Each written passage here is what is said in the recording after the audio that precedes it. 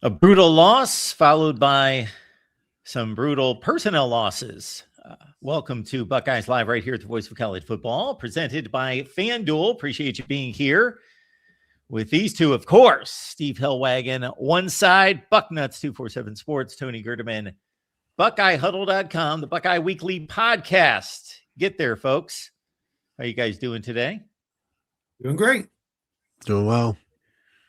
All right. Well, we got to mop up this football game again. Ugh. And wow, you guys were Got a there spill to on aisle see it. 9 over here. Goodness gracious. You guys got to see that firsthand.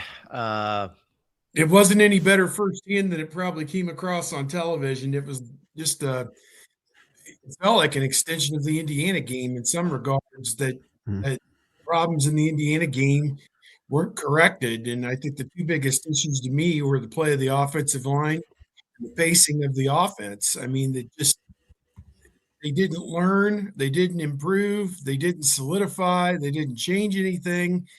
And to me, I mean, they played right into Miami's hands just like they played into Indiana's hands. So I don't know what else to say. A once promising season down the tubes, by the boards, and unceremoniously dumped. And as whoever was calling the game borrowed the old Jim Nantz line, as I was sitting in the back watching the end of the game and getting ready to do the interviews, there will be a new champion. So, but no doubt about that.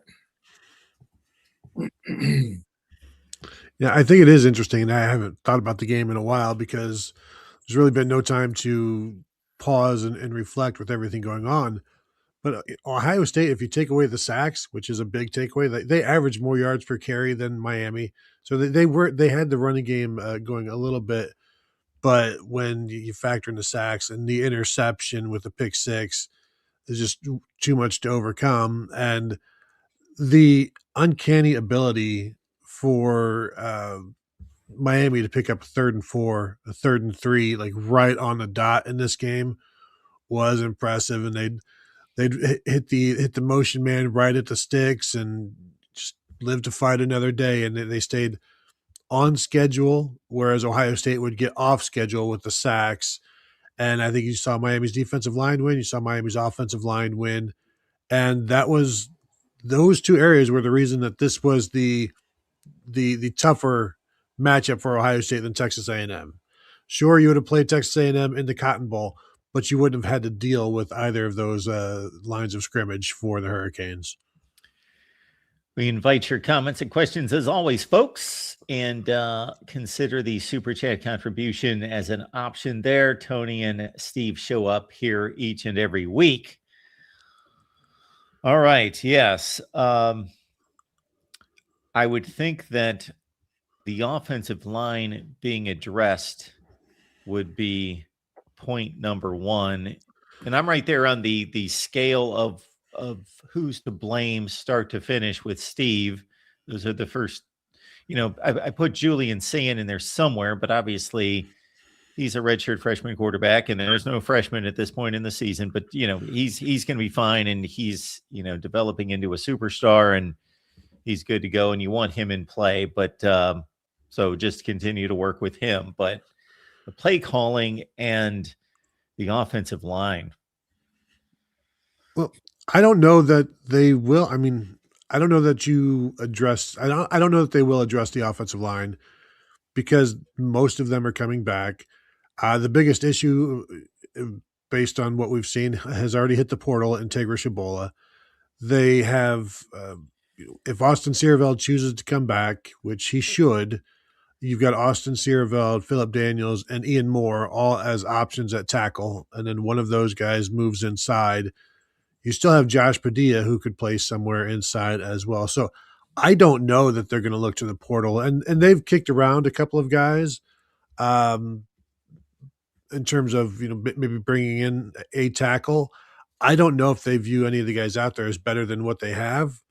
And if it's not significantly better, then we'll see if, they'll get into a bidding war if there is somebody out there, but there aren't a lot of guys out there right now. Like Lance Hurd from Tennessee is one. he's an honorable mention all SEC guy, but Ohio State has 2 honorable mention or more all Big Ten guys at tackle this past year, and they should both be back. So, I think there's some thought that maybe you can kick Phillip Daniels inside to right guard and Ian Moore is ready to go, because I think Ian Moore is ready to go at tackle for the Buckeyes. There just aren't as many. I don't think there are as many tackles out there, offensive tackles out there right now in the portal. And I don't know that Ohio State is willing to get into a bidding war for something that they don't necessarily agree is their biggest issue. Because they're not going to run into Reuben Bain and Akeem Messidor every week. And next year they won't run into them at all, since both of those guys will be in the NFL. So I don't know if they view that as their biggest concern. I think their bigger concerns are nickelback. For me, I think is one of the bigger concerns, because they have nobody there right now, losing Lorenzo Styles and Bryce West. I think you need to add some receivers in the portal, and they're trying. But yeah, I think offensive line is down the list based on what they've got and what they believe they've got and what's out there. Yeah. So when we look at these personnel losses, I just started to jot down.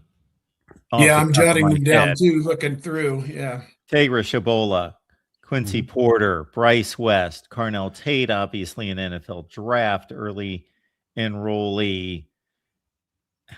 So one of the best programs in the country is going to get picked apart. So I think for Ohio State fans, or for any college football fan of a big brand that's just focused on their own personnel, they're going to think that these are massive losses. But everybody's hemorrhaging losses in the transfer portal. Really everyone, not just the big brands. So you're always going to see disappointing losses, guys that so the concern there, CJ Hicks included. So the concern, or I'm going to lay this out there, would be guys like Bryce West, CJ Hicks, that are super, super talented and seem to be ready to step in. Well, CJ Hicks had his opportunity this year to step in at defensive end, and granted, it was his first time playing there, but it didn't go well, and he eventually decided, well, I'm going to have to sit because I'm not going to play. So I don't even view now. I don't view him so much as I view Bryce West as more of a loss, because he was in line to be the starting nickel in 2026, and he wants to maybe go get more money somewhere else. Because when you see him and Aaron Scott, who are also in line to play next year, Quincy Porter as well, in line to play a bunch next year, and then jump into the portal. Basically, I view this as everybody is a restricted free agent every single year, and you can jump into the portal, and that's also how you can get Ohio State to pay you more. And if Ohio State wants to try to bring you back, I do think they're trying to bring back Mylan Graham at this point, so that would be something to keep an eye on. I don't know if they're going to be able to keep Quincy Porter at from moving on based on his asks. But yeah, I mean, they're looking at some defensive backs in the portal to replace what they've lost. I'm surprised they haven't been more maybe involved with Coy Parrish from Minnesota. I think that would be a nice fill in for Caleb Downs. But yeah, they're being pretty picky and choosy right now. But again, the portal is still open for another 9 days, and then there's still going to be negotiations going on after that. Just because you're in the portal, you don't have to be somewhere by the time the portal closes. You just have to be in the portal. And I wonder how long some of the bigger names will stay in there, even though or how many more big names will jump into the portal, or have the majority of them already gotten in there. Yeah, school begins at Ohio State on Monday. You don't have to necessarily be enrolled on Monday, but by the end of the first week, you ought to be at Ohio State. So that gives them about another 8 to 10 days to get people who could enroll for this. I guess they call it the spring or the winter semester, whatever it is, the second semester. And then that way they can go through spring football, which will begin probably March 5, 6, 7, somewhere in that range this year. So, that, Tony, we've got that to look forward to. Only 2 months to spring football. Here we go. And the 74 new names that we'll have out there for spring football. I can't wait. But yeah, I think maybe some movement will happen maybe in this next week to 10 days. And as he said, there'll be more people entering the portal as time goes on. They've got 2 guys out of the portal so far from Ohio, a tight end, Mason Williams, which is kind of following the Will Kazmarek path from Ohio University to Ohio State. And another player from Central Florida, defensive lineman John Walker, and they need some help on the defensive line, certainly. So those are 2 positions where they lost some people or losing people. And this roster's in a complete state of flux. We're going to find out today. It seems that Caleb Downs is going to the NFL. I put that about 99% chance. I don't know what would compel him to come back other than, they would agree to pay him $3 or $4 million. But, and that might be a compelling enough reason to come back. But as everybody says, you want to get to the NFL as fast as possible, get your first contract done as fast as possible, and then get the big money on the second contract. So it doesn't make any sense to play 1 year for decent money at Ohio State and put off that NFL contract tolling situation there, however that goes. So, but yeah, just so much in flux. I don't know how they keep it all straight. 6 different times I've started to do like a big board of all the personnel, and I just get the biggest migraine headache, and I'm just like, oh, I can't keep this stuff straight. I give up. So I don't know how they do it over there, especially, now you've got guys who you figure were going to be in the fold. The ones that are killing them the most are Quincy Porter. My God, number 31 overall prospect in the 2025 class, and now he's leaving. He was injured for half the season, showed a little bit of promise in the spring and preseason camp. That kills him. James Peoples kind of kills their depth at running back for him to leave. Bryce West and Aaron Scott, I don't understand for the life of me what those guys are thinking, because there's 2 cornerback spots open with Igbunosin and Lorenzo Styles leaving, and Devin Sanchez has one of those locked up. And he moved right by those guys. When he went into the Texas game before either of them, we knew that.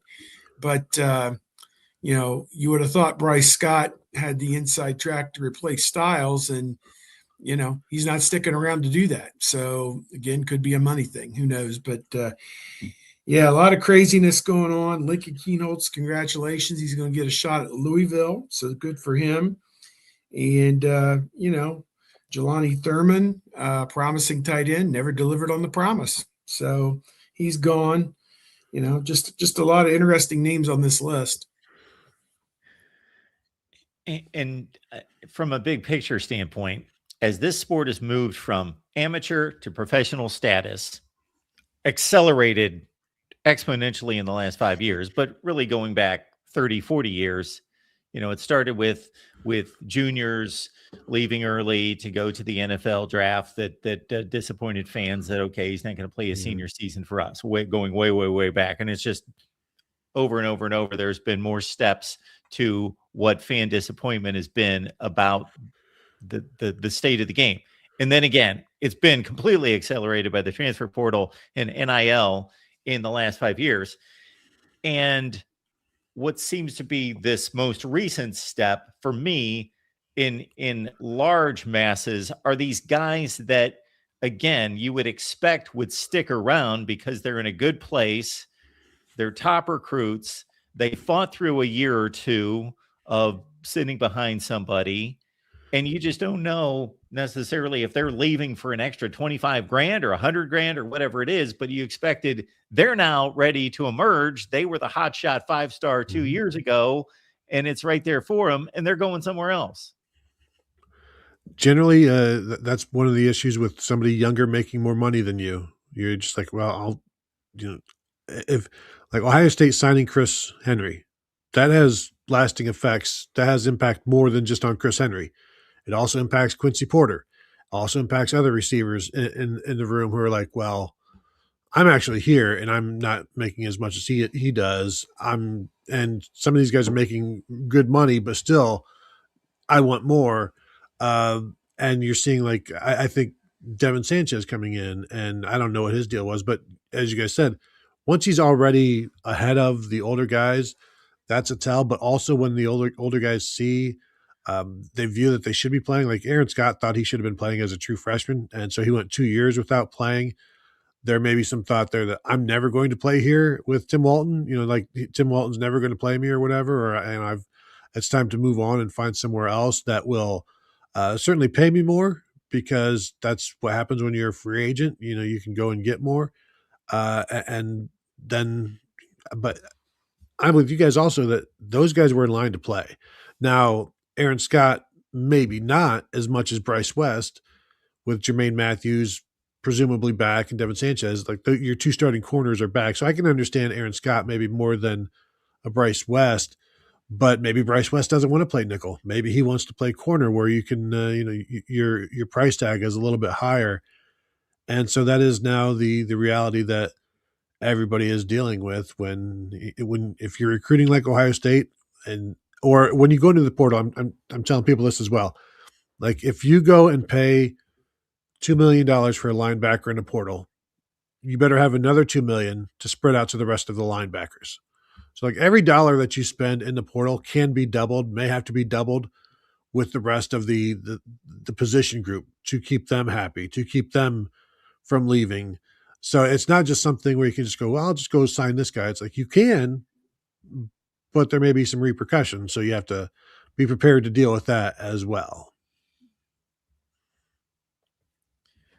Folks, we appreciate you being here. The comments and questions are welcome. Consider the super chat. We are presented by FanDuel, and we will talk some odds as the playoff actually is going to continue without Ohio State. I was surprised by that. But they will play football Thursday and Friday. How does that happen? God. Well, I should be in Arizona right now, Mark. I protest. I should be sitting poolside at the Camelback Inn on their North Scottsdale. Yeah. This is bull crap. I guess it would be too early for the Manor House right now out there at 8 or 9 in the morning. Out. Are they a Pacific or are they Mountain? I think they're Pacific. I think so as well. Yeah. No. It is. I do wonder if this forces Ryan Day to re-examine his plotting of the season in terms of the offense, or lack thereof. Yeah, like does the slow pace help, or did it hinder the fact that you had fewer players playing, which led to more players transferring out? If you put a bunch of points on the board in 3 quarters and then let everybody else play in the 4th quarter, does that keep players around longer, or does it just drive up their price tag when people see them playing? It probably just drives up the price tag in free agency, because again, every agent is going to tell their player, just jump in. If Ohio State wants you, they can bring you back. I mean, it's not saying goodbye. It's just saying, I'm over here if you need me. And the other thing with the college agents, the NFL agents are capped at 3%. The college agents are not capped at that. And generally they're getting 10% of whatever a player makes. So they are very, very incentivized to grab as many players as they can and tell all of those players to get as much as you can. Because there's no structure to it. There's no no qualifications to it. You have to be certified in the NFL. You don't have to be certified for anything ever right now in college football or college sports. Sad day, man. So there were some scares out there concerning Jeremiah Smith right after the game. Those seem to be squelched. Also some scares out there concerning Matt Patricia's post on X that seemed to be very positive, but also why would you post that if you're just very goodbye-ative? Very so longative. Good to know you, Tiv. Yeah, that was scary. I don't know what to make of that. I think with 6 head coaching openings, there's going to be 6 new defensive coordinators, at different places there across the NFL. And, potentially he's going to get interviewed by, one or more of those people. Could be interviewed by a sitting head coach who needs a defensive coordinator. So, it's a scary time. I think Ryan Day's got to keep a list of guys and find the next Patricia, the next whoever guru to come in and run that defense. But what he did was really something, and they played well enough to win the Indiana game. They played well enough to win the Miami game. I mean, they'd only given up 10 points until the final minute. So when you think about it, because 7 of it was the pick 6 by Julian Sayin, and then 7 of it was they let them score at the end of the game when they couldn't get a stop. So, and why can't they get a stop? Well, they can't get a stop because the offensive line could not sustain drives. And when the offensive line doesn't run the football properly and doesn't sustain drives and doesn't protect the quarterback, doesn't sustain drives. I mean, they ticked it all off. They couldn't run block. They couldn't pass block. They couldn't sustain drives. That wears out your defense. And in the fourth quarter, 2 games in a row, we saw the defense spit the bit where they'd been awesome for, 52 minutes. And then in the last 8 minutes, they faltered. Well, it's not their fault. They got worn out. They were out there the entire game. So it all stems back to the offense and the offensive line to me. But, Matt Patricia did just an amazing job. He's probably the best defensive coordinator I've seen at Ohio State. And you mentioned they kind of wore down. They still only gave up 13 points to Indiana and 17 to Miami, and that's enough. Yeah, that should be enough. That long ago. A few years back, Ryan Day said that you need 40 to 50 points to win in the playoffs, and that used to be the Ryan Day that would try to get those 40 to 50 points.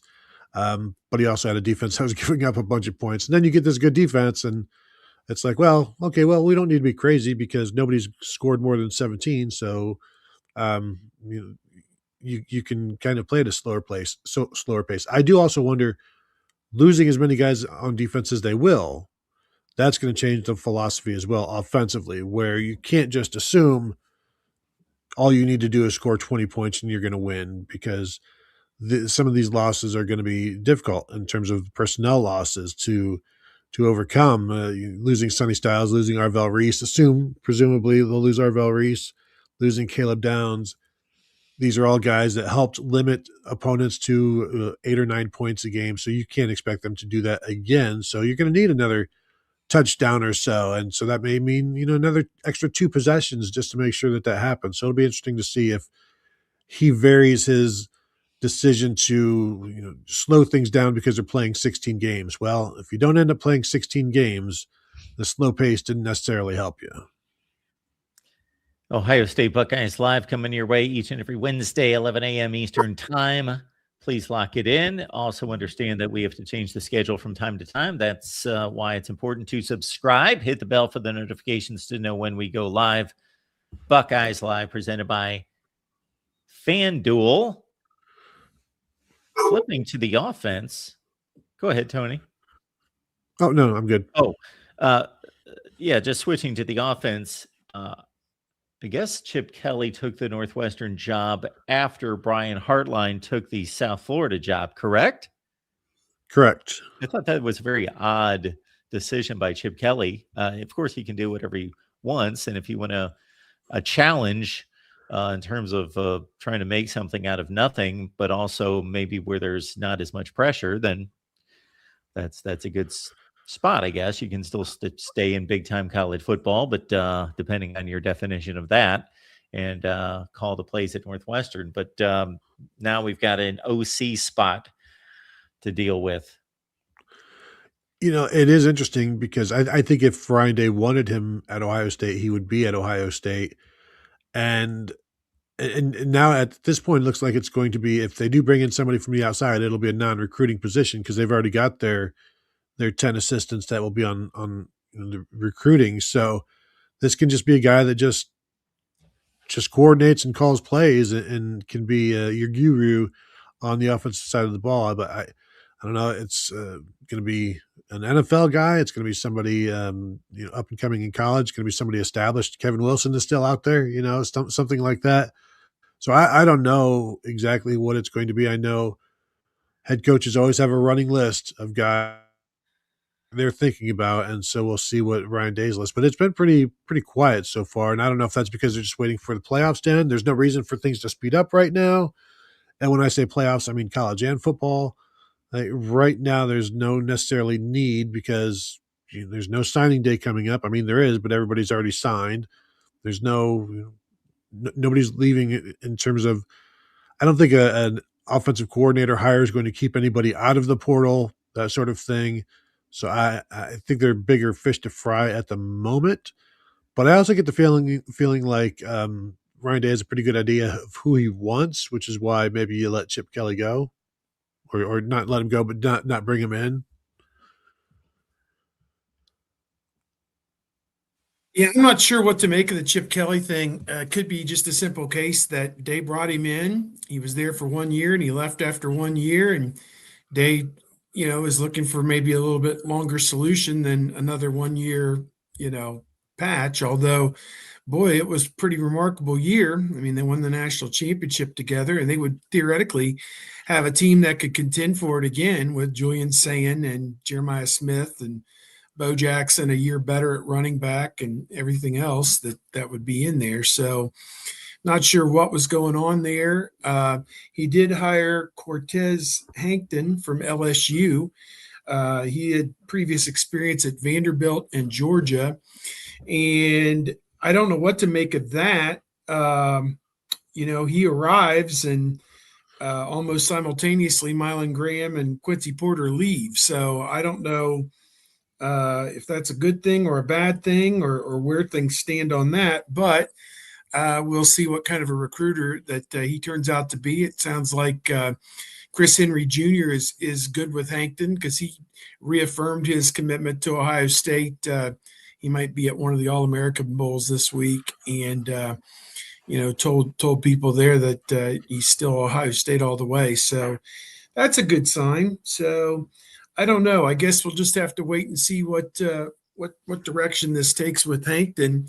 If he can develop anything close to the same type of reputation as a guy like Brian Hartline had. So it's going to take a lot probably to get to that level, certainly. Can I throw out some numbers for you regarding Brian Hartline and his recruiting? So from 2019 to 2025, that's 6 or 7 recruiting classes. He signed 24 receivers. 13 of them have now hit the portal. And one of them moved to tight end. So 10 of his 24 have never transferred.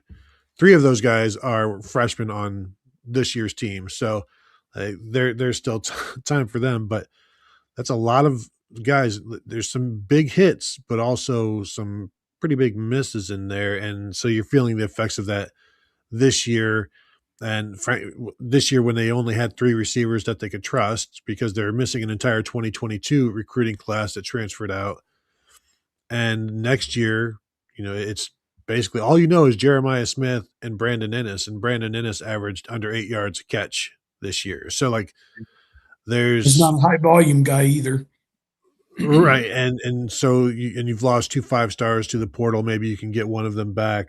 But there's somebody transferred out in every single class.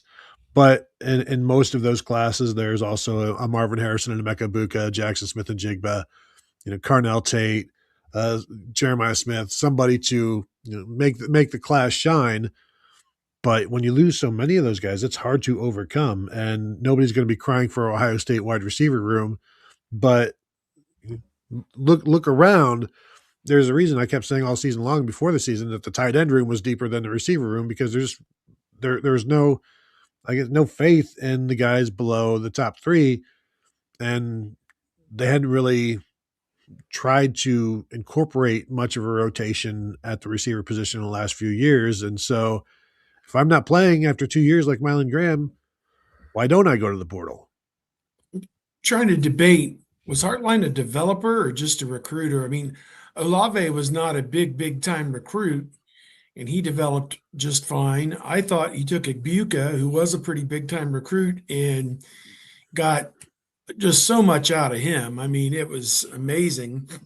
Give him a little bit of credit there, but Jeremiah Smith and Marvin Harrison Jr., God-given ability. Jackson Smith the Jigba, God-given ability. I don't know. I mean, not being critical. I mean, my goodness, Hartline is going down as one of the great all-time Buckeyes. I mean, he helped. He helped them win the national championship so much. Obviously. So, I have nothing negative really to say about him. I mean, I just kind of raised that point that, were some of these guys going to reach their potential under him? I don't know. Well, I mean, I think anybody that produces is mainly a product of their ability, and then the coach takes them to that next level. And he certainly did that for a number of his players. But you're not going to turn, a walk-on, 4.8 guy into a Biletnikoff winner. That, like, no coach is going to be able to do that. But it's just there's just a lot of emptiness in some of these classes, and I think it eventually catches up to them when defenses can just focus on one or two guys, and then nobody else gets to play. And then, but the other question is, Jeremiah Smith and Carnell Tate, why would you remove them? Like, why would you take them off the field, especially when you're not running tempo, you're not playing 80 plays. Generally, when they run downfield for a big catch, they catch it, so that that's like they don't necessarily need to take a break. So, there's no, boy, we need to get this guy off the field so the other guys, so that they can get a rest. I don't think that was ever really an issue. But there's just not a lot of depth. That was always one of my criticisms of Tony Alford as well. Like, there just wasn't much depth behind the top running back. And if something happened to the top running back, you see they had to go to Xavier Johnson or Chip Trainum, where it's like you're talking about a receiver and a former linebacker, that this is who's carrying the ball against Georgia or Michigan. And depth is key. And you saw the Ohio State offense start to bog down when they didn't have Jeremiah Smith and Carnell Tate. And frankly, you saw it bog down when they didn't have Carnell Tate. And they still had Jeremiah Smith. But if you only have Jeremiah Smith, there's a lot of defense can do to make sure that Jeremiah Smith isn't going to kill them. Yeah. I had a buddy, Tony, you'll get a kick out of this. All these receivers transferring. He's like, you better hope David Adolph gets approved for a 6th or 7th year by the NCAA. To which I then said, I think the original David Adolph is doing bed spins when he sees this David Adolph is out there on the field for his beloved Ohio State Buckeyes. I'm just joking. It was a bit of a shock would be an overstatement by a mile, but for the Rutgers game, when obviously they held out the two receivers and Adolph's out there, and I'm thinking starting to weigh through, but obviously they had other injuries at the wide receiver position. Island started filling out the paperwork that afternoon. I think he was getting online to download the portal paperwork that day. So, yeah. Yeah, and in terms of what you raised, Steve, with Heartline developer versus recruiter, I've asked that same question to others and myself. Just I don't know how to answer that exactly. There's some combination, but I think it's heavy on the recruiting side, a little bit less on the development side. And then, of course, the talent we're talking about, the development can only be so much because there's ceilings right there versus, being at a more developmental type situation, Iowa, Wisconsin, where, okay, 3-star, maybe make them one of the best offensive linemen in the country. But there's a lot of growth there and development that's available to you. Can I read you guys a quote from Brett Bielema, maybe taking us a little bit back to the transfer portal aspect of things, but we're talking about how the chaos is terrible for the game, and this is not what college football is. And then this is Brett Bielema to ESPN regarding the portal and the NIL. It says, "This is the most fun I've ever had in coaching because you're on a more equal playing field. Now you just come to work every day knowing that blue blood, red blood, orange blood, whatever, everybody's got a chance. And that's the one thing that this is kind of like the whole playoff deal where people talk about, well, if you go to the playoffs and just the regular season, every game used to matter. Every game used to matter when it was just two teams are playing, and it's like, well, no, not every game used to matter because you could lose two and you're done for the season. So then all of those games no longer matter. And so when we talk about these things from the viewpoint of Ohio State and this chaos, and you're losing this guy and you're losing that guy, and you've got this trickle down to Illinois where like they love it because they can go get Luke Altmaier, they can go get this guy, they can go get that guy. Everybody's coming down to them, and they only have to go a little bit up. And now they didn't go up enough. People thought Illinois was going to be a playoff team, but I mean, Indiana 2 years in a row in the playoffs. Like if that doesn't prove that this whole thing has flattened the entire curve for everybody, then nothing will. And you still see Ohio State, and you still see Georgia, or whoever. But when you get Indiana and Texas Tech now being two of the big players in college football, that's interesting to a lot of the country, and it may upset some Ohio State fans. But that's just one small piece of the pie because everybody else is pretty excited about all of this. So if Bielema is correct, and that's great for competitive balance and for anybody who doesn't root for one of the very biggest brands, that you suddenly have a chance if you hire correctly and kick some people in the rear end to give. So Bielema, if he goes 8-4 in that range for the next few years, he's basically, and I think he's a good coach, but he's basically telling us that he's not really that good of a coach then. And there's pressure on him to get to the playoffs, because if he's saying this equals the playing field, okay, get to the playing field, son. Yeah. If Indiana can do it, there's no reason why any other of the other midline Big Ten programs, should be there as well. USC, obviously, Iowa, Illinois, probably in that group. Washington's already been, obviously, but not in the 12 team. So yeah, there's plenty of opportunity out there. Wisconsin, I would throw them in there. Until the last 2 years, they've been, in that mid area. Even a Minnesota could jump up there and do it. We saw the success Fleck had once again in a bowl game.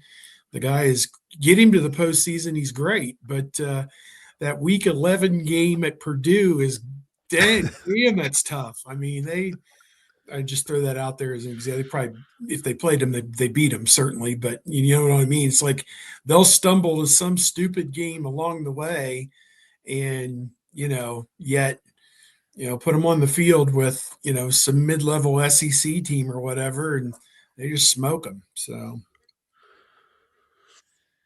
yeah, I'm looking at the go ahead. Yeah, and the job Signetti did and continues to do, it's unprecedented in the history of college football. Now he's got a transfer portal to aid him, and nobody else that we would compare him to, Bill Snyder or whomever, we would fill in that blank that lifted a program from the depths to, for Bill Snyder, it would be top 15 status, and that was remarkable. For Signetti, it's arguably the best team in the country. But again, transfer portal versus going into a dumpster fire 10 years ago and having the understanding it's going to take me 3 or 4 years. By my sheer presence and coaching ability, maybe I make 3-9, 6-6, or 7-5, but anything beyond that's got to be recruited. Does Indiana already have the quarterback from TCU? Is he already committed to transfer there? Is that what I heard? Josh Hoover. Yes. Yep. He's a good one. Threw for 4,000 last year. Yeah. And again, it also helps to bring in a good FCS team. Your best players from the FCS, or he brought in a bunch of guys with him from James Madison, and that was effective. And I think this will be the last year for them, but they've done a good job of replenishing. In terms of just one real quick thing from Neil Harris mentions that IU wide receivers develop. They're older. And then we saw like the Charlie Becker, he didn't play for like the first half of the season hardly at all. And then they started playing him, and he just lit Ohio State up. He's lit other teams up. And I think he's a redshirt freshman who wasn't doing much until he needed to do something. And so that's part of the just being at a championship level of when you're called upon, you can make it happen. And so they've done that all over the field. So kudos to them. And then the Ryan Dawes question here: the transfers out for OSU feels really high this year. Is this a symptom of having a single portal window? 2 years ago, I believe they had like 24, 25 players transfer out. I do think that already, I think this is more than they had last year, but I do definitely believe that you're going to have more guys jump out, and it is an issue with the single portal where it's like, well, if you even have an inkling, you have to decide whether you want to go ahead or you're just going to stick back for another year. And I also think, Steve, I wonder your thoughts on this one, because before, players that were in their third or fourth year would stick around this semester to graduate and then enter the portal in the spring. I wonder if some of those guys are sticking around to graduate, but then they're going to play another year or be at Ohio State another year because there is no portal. Or, did they close that on anybody graduates? trapped? Well, I guess that's true. Still, Yeah, I guess you could still transfer it in the spring. I don't know how they're going to defend that lack of ability to move in the spring. I don't know how that would hold up in a court of law.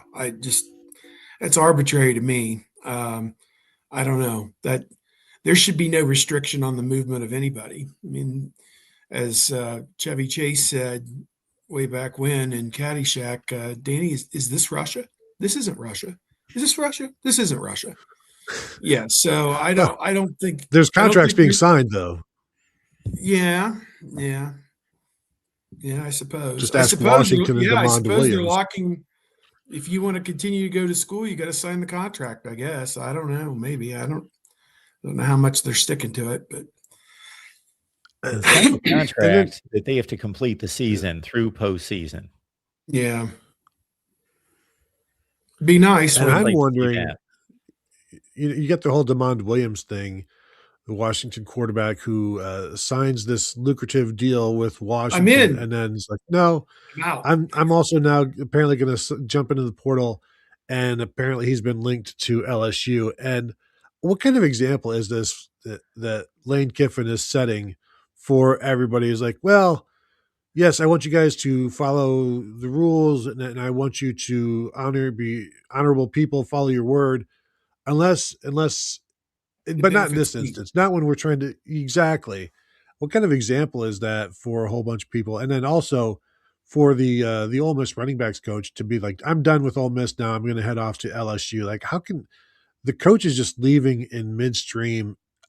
How do they go and talk to parents about how, I'll be there for your son all the way through, unless I decide I'm not going to. But then, of course, the answer will always just be, well, that's what we'll just kick up your NIL. Whatever. Are you feeling a little bit sad about your situation? We'll just throw in another $20,000. Did that make you feel better? Good. I'll be quiet. I hadn't followed the Ole Miss situation, so they've had one or more coaches that have left since their win over Georgia. At least the running backs coach. I think he's the big one right now. I don't know who else. Yeah. That just doesn't make any sense to me. I mean, what are you gaining by being there, another week? I just don't get that. Were these guys assuming that they were going to lose to Georgia and wanted to play, look at me, I'm going to be a team player. I care about the team that I just came from. Well, I thought we were going to lose to Georgia again. It should be a commitment one way or the other. Leave, or you're here throughout the playoffs. That's the deal. You can't leave these guys hanging in a semifinal game. It's crazy where we've gotten in this sport, where there's a coaching staff that's in limbo preparing for a semifinal game. Yeah. Crazy. And fortunately, the NCAA is talking about changing the calendar and maybe going back to late February signing day, maybe getting rid of spring football and moving it to a June type of situation.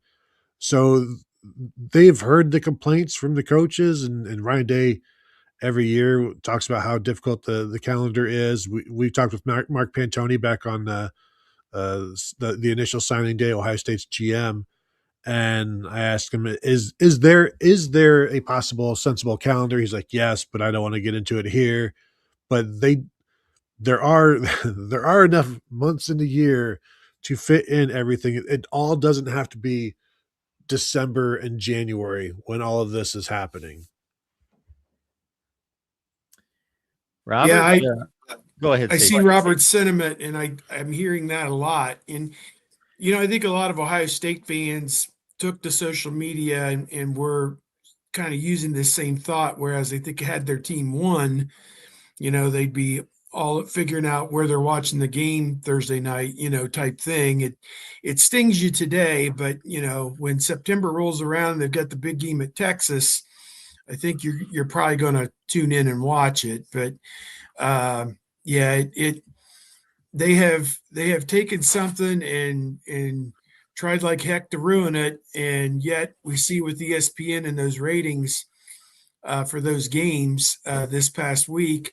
I mean, the Indiana game was a 38-3 game, and they had over 20 million people watching it. And a lot of that's the Rose Bowl is appointment viewing for people every year on January 1st. And I was traveling on January the 1st, going from Texas to Florida to meet up with my family down there. And so I'm kind of watching a guy on the plane next to me had it on, and I couldn't believe the score, as it went 10-3, 17-3, 24-3, just steamrolled on top, one touchdown after another. And the worst margin of defeat for Alabama since I think an Arkansas game in 1998. I mean, I don't even remember who the coach was in 98, but Mike Dubose.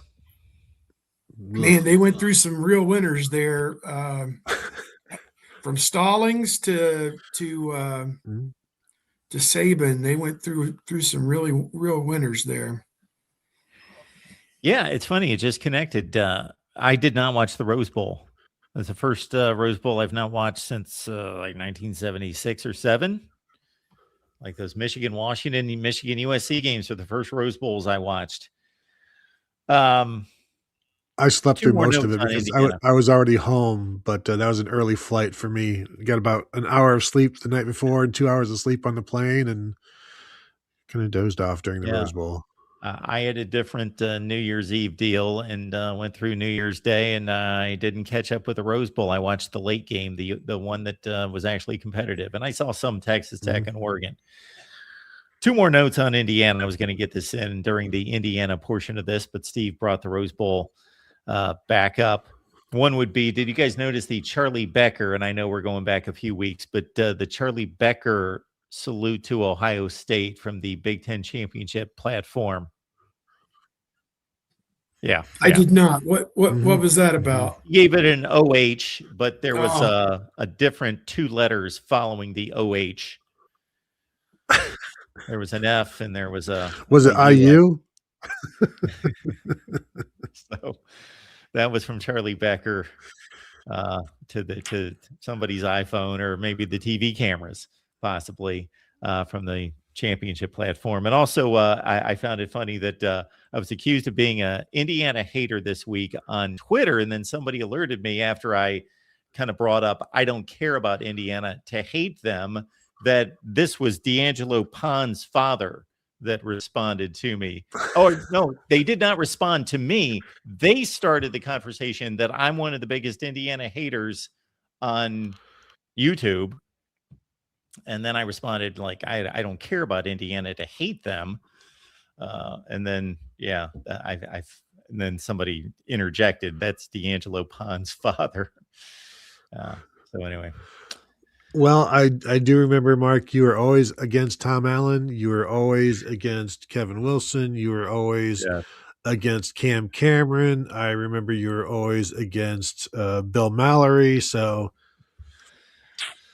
Gary DiNardo. Fits. But what I love is Kirk, is on there on TV, and he's like, I played against some of those Bill Mallory teams, and I played against, and God, they weren't any good. I mean, they were like 6-5.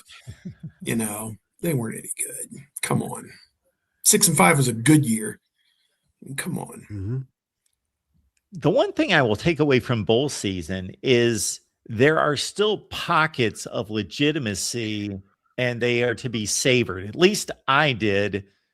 Illinois, Tennessee, Vandy, Iowa on New Year's Day or New Year's Eve day, one opt-out between the two, played a legitimate game. Georgia Tech, BYU was a great game among, not great teams, but top 15 to 20 teams. Crowds were good for those games. The TV ratings, from what I understand, were really good for about 4 games, 5 games there.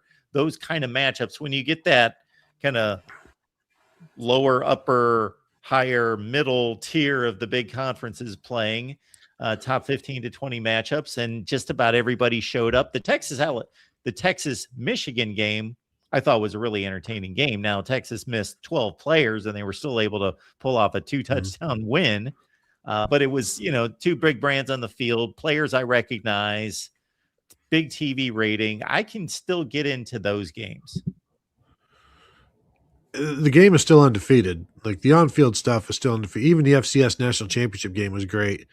So that's the saving grace of the sport, is once the whistle is blown, all of the other stuff just becomes background noise. And that's what we fill our weekdays with, is all of that noise, which is also good for college football because we're talking about it. We're focused on it. All attention is good attention, whether it's like this is the end of the sport is dead. Like, if you're still talking about the sport, it's not dead. And if we're all still talking about it, we're all still watching it. We're all looking for the playoff game, looking forward to it. The sport needs help, but I don't think it would be allowed to die without first getting help. But also, the adults in the room need to actually be adults rather than everybody looking for a loophole. So when it comes to the sport, it's like, heal yourself first, but you've got so many bad actors that, that's almost an impossibility. And then you need everybody to sign an agreement, and some won't because they don't want to abide by those agreements. And so then we're just going to go around in circles and nothing will get done, but the games will play on Saturday and we'll all watch them.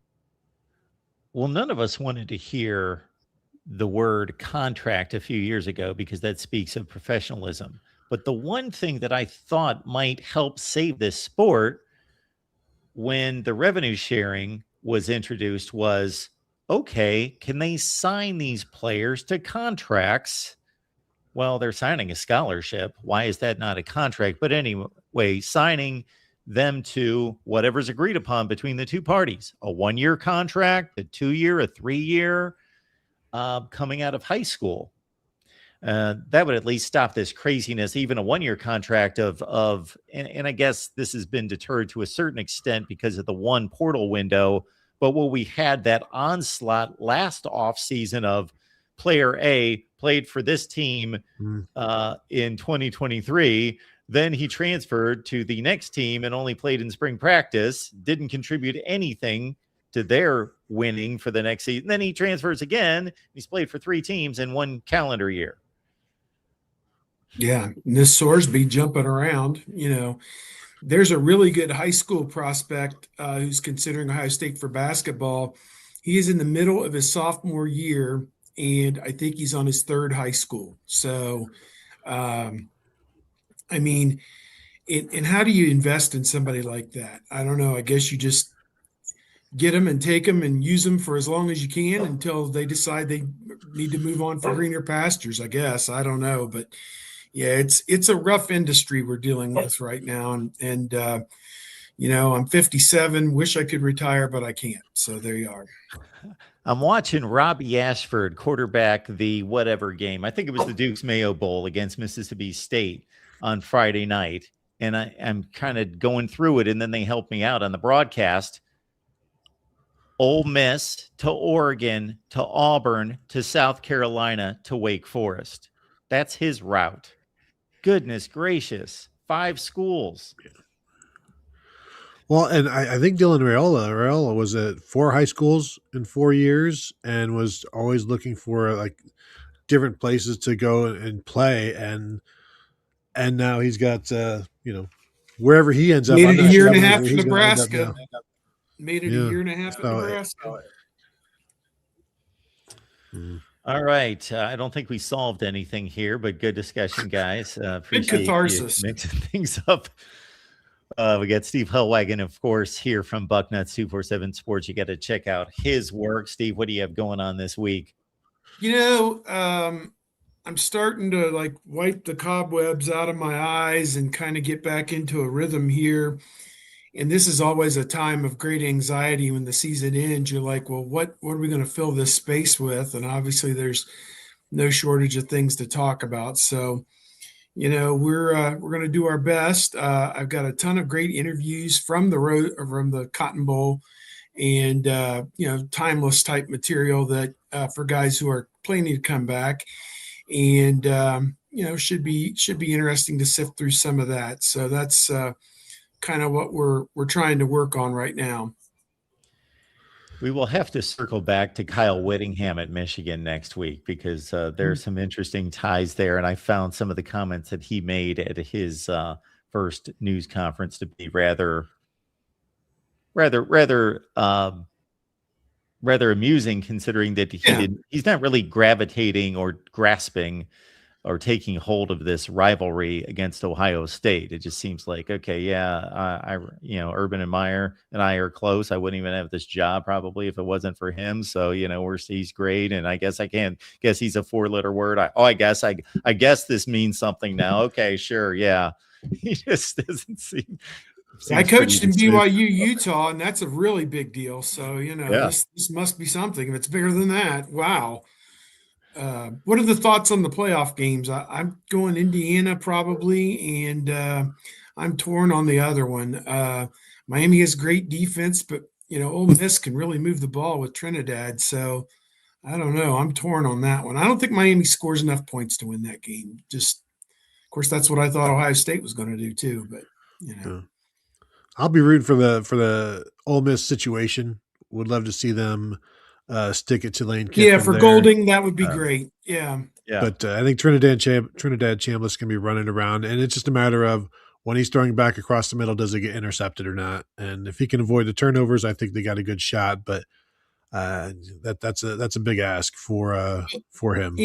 And I'll just throw in back on saying Ohio State's guy, fourth in the Heisman Trophy balloting, got all these accolades and everything, but he has no shortage of things that he needs to work on going into this offseason. And I think, first of all, it's understanding how to operate within the pocket. The comment I made is I watched the game through binoculars that Carson Beck had a clean pocket. There was nobody threatening him. No one was threatening his livelihood or anything else. He was operating with impunity. He stepped up and ran a few times that killed Ohio State. When I watched the other pocket, it was collapsing around Sayin almost from the snap on a lot of the passing plays, and he didn't deal with that very well. And it was the first or second time, obviously the Indiana game was similar, that he's had to deal with that. So that's one thing they've got to kind of learn him on in this offseason is how do we deal with this? And Troy Smith, I think years ago said it best. It's like Jim Tressel told him, you either step up and throw in that predicament, or you step up and go. And that means go get as many yards as you could possibly get. And in this day and age, get down so they don't take your head off or break your leg. And he doesn't do that. So they got to teach him that ability. And the other thing is the vision of the field. Twice, Carnell Tate, I think, was open, once coming off the goal line and once going into the goal line, and he just flat missed him. And that can't happen. So, and I think that's part and parcel of the happy feet and the nervousness of dealing with the collapsing pocket. He did not look comfortable in the least bit and still had a decent enough game.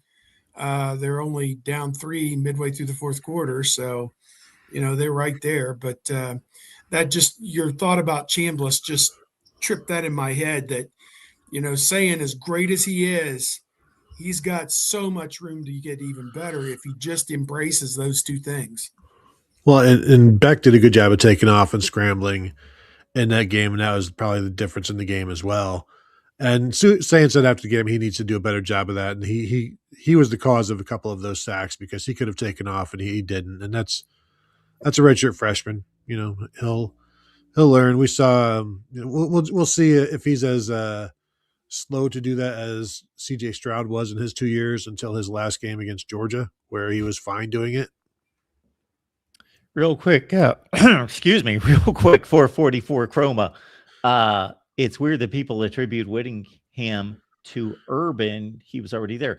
I don't know that you're correct there, but people aren't doing that.